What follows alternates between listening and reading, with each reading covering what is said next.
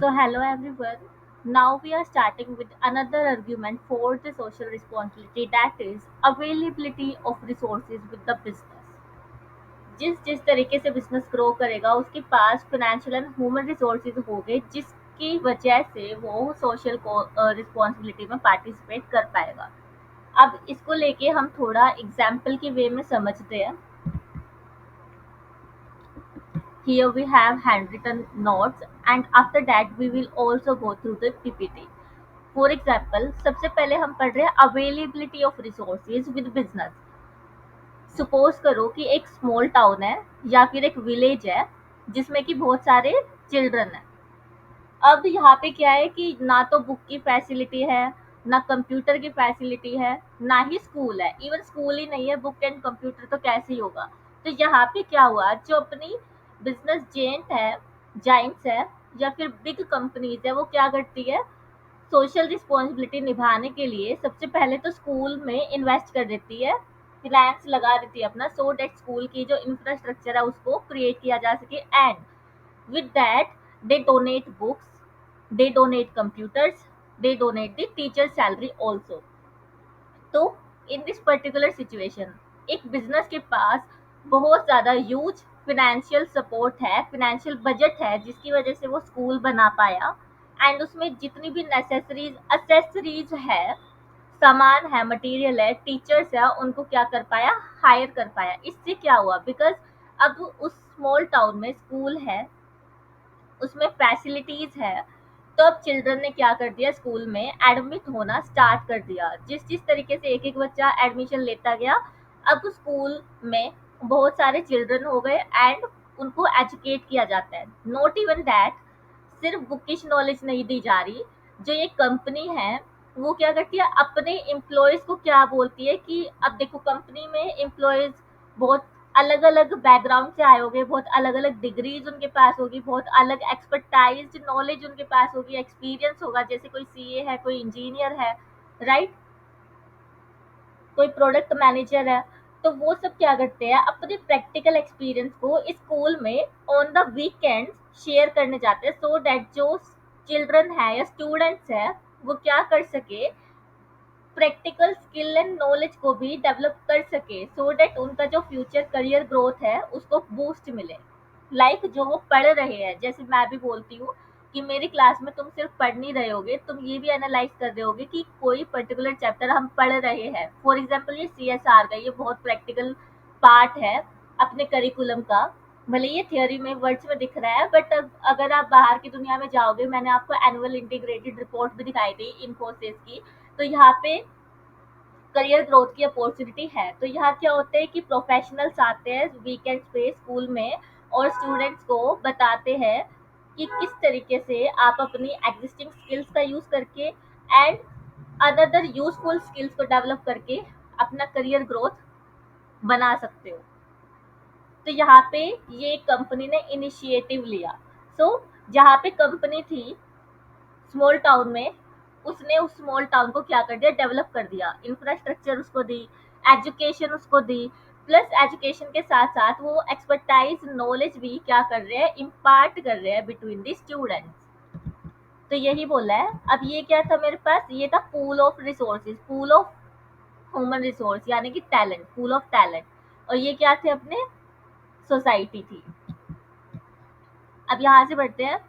This argument holds that business institutions have valuable financial and human resources, valuable है, which can effectively used for solving the problems.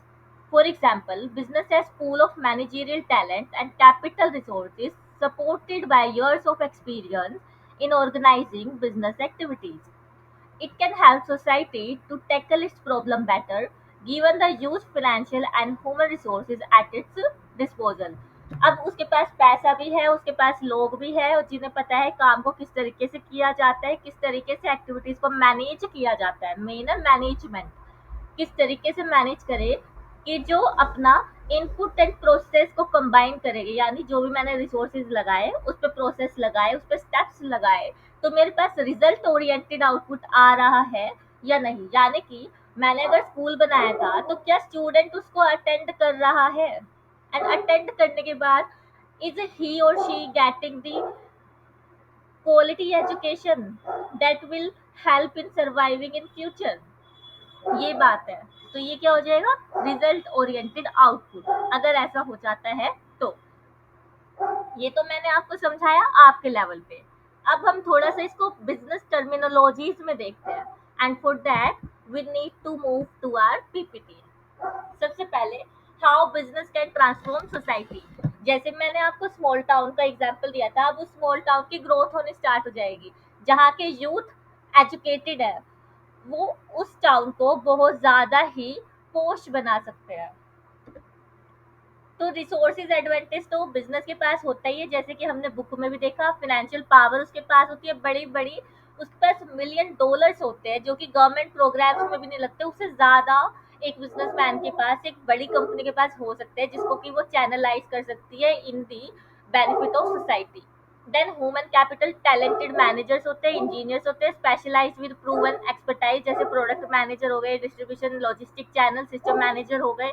फिर उसके बाद technology access, जैसे कि वहाँ पे कंप्यूटर प्रोवाइड किए थे, तो यहाँ जैसी टेक्नोलॉजी मेरे पास आ जाएगी, सिस्टम में ऑटोमेशन आ जाएगी, तो वहाँ पे मैं अपने काम को बहुत ज़्यादा प्रोडक्टिव बना पाऊंगी, इफेक्टिव बना पाऊंगी, एफिशिएंटली उसको कर पाऊंगी। ठीक है। फिर उसके बाद ऑर्गेनाइजेशनल स्किल्स। अब जो कंपनीज में एक्सपर्ट होते हैं, ऐसा नहीं है कि उनको कल हायर किया गया था और आज वो एक्सपर्ट बन गए, they have a lot years of experience. Then अब बिजनेस यूनिकली पोजिशनड क्यों होते हैं, बिकॉज जो बिजनेस होते हैं जैसे कि एप्पल, गूगल और अमेजोन, इनके पास बहुत सारे मिलियंस में कस्टमर होते हैं, ग्लोबल सप्लाई चेन मैनेजमेंट होती है, इंपोर्ट एक्सपोर्ट करते हैं, और कॉम्प्लेक्स प्रॉब्लम को क्या करते हैं, ये सॉल्व करते हैं। अब इतना काम इनको आता है कि ये अपने काम में एक्सपर्ट है, रिसोर्सेज को ऑर्गेनाइज कर सकते हैं, मैनेज कर सकते हैं, सोसाइटल चैलेंजेस को क्या कर सकते हैं, अपॉर्चुनिटीज में कन्वर्ट कर सकते हैं।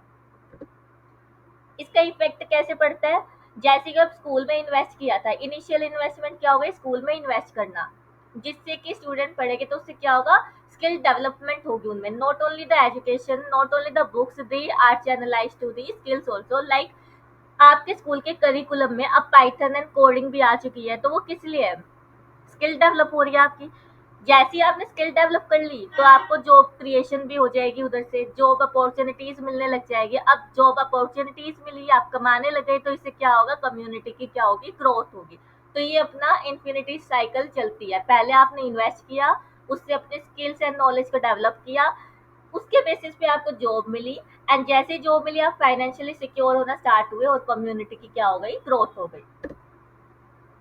तो why this matter for a student, student के लिए कैसे मैटर करता है, करियर अपॉर्चुनिटीज यहाँ से मिलती है, कम्युनिटी डेवलप हो पाएगी, एंड नॉट इवन दैट आप काम कर रहे हो, बट आपके पास इन फ्यूचर इतना एक्सपीरियंस होगा कि आप अपने सबऑर्डिनेट, अपने जूनियर्स को क्या कर सकते हो, लीड कर सकते हो, उनको सिखा सकते हो काम करने का तरीका, आप एक लीडर बन सकते हो, रिव्यू कर सकते हो उनके टास्क को कि उन्होंने किस तरीके से काम को किया है, सही किया भी है या नहीं किया है।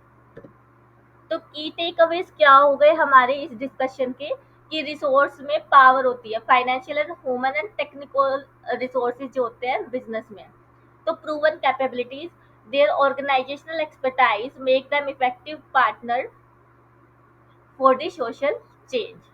एंड फिर रियल इम्पैक्ट में, जैसे हम पहले भी सेशंस में डिस्कस करते आ रहे हैं, जैसे इन्फोसिस है, टाटा है, वो education and health care sector में भी काफ़ी इन्वेस्ट करती है, सो दैट सोसाइटी डेवलप हो पाए, सोसाइटी हाइजीनिक रह पाए एंड हेल्दी रह पाए। बिकॉज हमने सुनाई है, if society is healthy then business will automatically grow. तो यहाँ पे अपना डिस्कशन होता है ओवर। तो यहाँ पे मैं आपको लिखवा देती हूँ कि हमने इसमें क्या एग्जाम्पल लिया, स्मॉल टाउन का। Small town, donation of school building,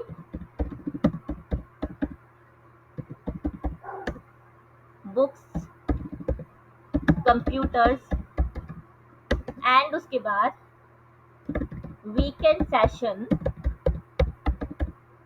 by professional, company professional. ठीक है। तो ये अपना हो गया एग्जाम्पल, इससे आपको याद आ जाएगा।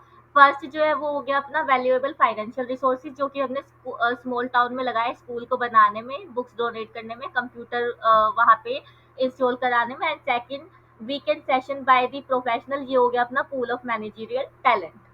ठीक है, तो यहाँ पे अपना डिस्कशन खत्म होता है इस पर्टिकुलर पॉइंट का। And now in next session we will be covering about the converting problem into opportunity. So have fun, keep learning the things. Take care.